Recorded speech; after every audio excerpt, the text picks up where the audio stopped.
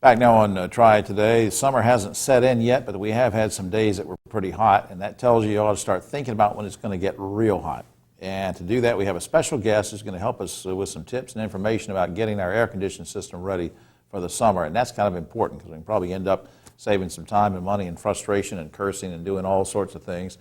Lori Bates, our director, next to me is our very special guest, our good friend Neil Flanary. He's general manager of Brady Flanary Heating and Air Conditioning. Good to see you, sir.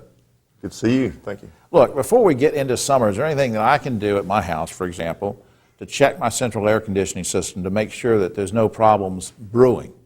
Anything? Well, one of the most simplest things that you can do is simply go down to one of the big box stores and get a digital thermometer that's it's got this probe on it. Right, right. And you can take that thermometer and go to your return air vent. That's the vent that pulls the air in. Right, the one that sits in the floor usually, and people say, what is that? Yes, or your air filters. Put the thermometer down in there. Put the thermometer down in it and get a reading of the actual temperature. And that's typically your room temperature, what your thermostat's displaying, typically. Right. Then you take the same thermometer to a supply air vent. One of the vents is blowing the air out. Of course, make sure the air conditioning is running. Right.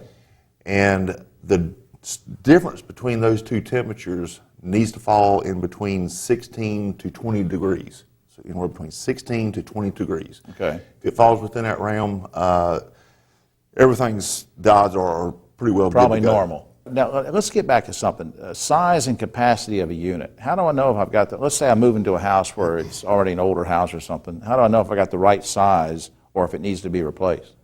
If you have the right size. Let's go with the right size. Okay. All right, let's say it's 100 degrees outside and your system is cycling on and off. Believe it or not, it's maintaining a room temperature of 70, 75 degrees and it's 100 degrees outside.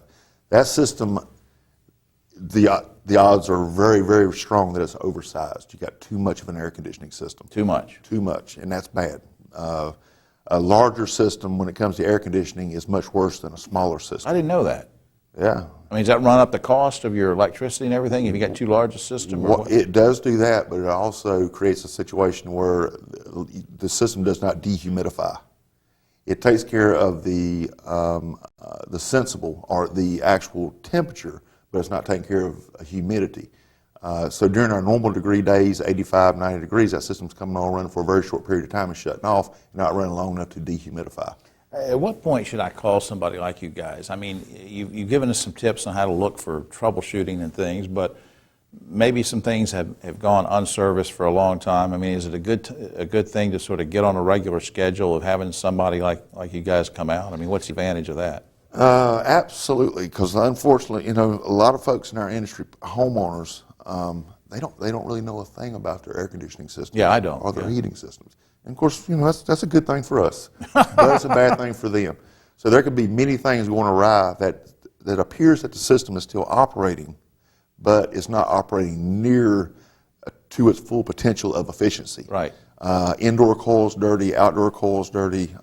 Maybe a good thing to get refrigerant low. Maybe get you guys to come out once a year or something, or twice a year to check things. It needs to come out twice a year. It needs to be checked just before the cooling season and just before the heating season. Yeah, isn't that what the dentists say? The dentist says come in here once or twice a year. I'd rather go see you than the dentist. Anyway, here's a website I want everybody to see. It's www.bfhvac, stands for Brady Flanary.com, and there's a number on screen. There's lots of numbers, but if you go to the website, it'll give you lots of numbers.